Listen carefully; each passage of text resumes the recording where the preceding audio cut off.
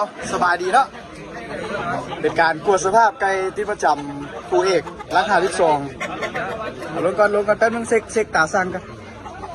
บ่ให้เกินเท่าไหร่บ่ให้เกิน28.3ทั้ง2ตัวเอามันกายบ่ชิงนี่น้ำหนักบ่กายปะ28เป๊ะนะมันเด้งๆหน่อยนึง28เป๊ะแหละผ่านเนาะผ่านเนาะสำหรับเราค้ำเนาะเราค้ำผ่านอันนี้เสือคู่เ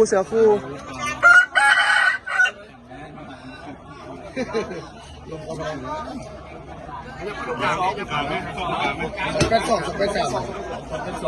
เป๊ะเลยตัวนี้กันเลยนะเป๊ะเลย28.3เลยผ่านนะครูเนาะน้ำหนักผ่านแล้วเอากวดสภาพเลยปีกเดือยเช็ครอบนี่ของเขาเนี่ยค่อยดูแม่โอ้เสือครู6เนาะอาจารย์วัด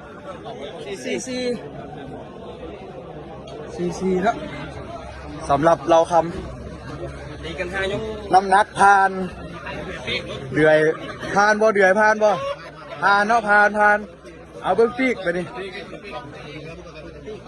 เราคำแดงชิตกรกับแดงรอ มวนแน่นอนนะครูนี่550 ล้านหรือมาก็จะสร้างไหมตัวเดียว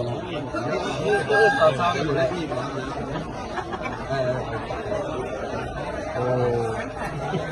ได้ยินเป็นบ้า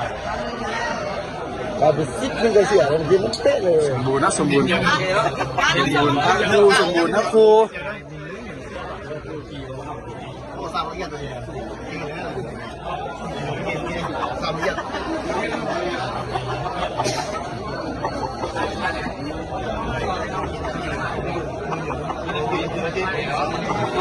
ผ่านเอ้า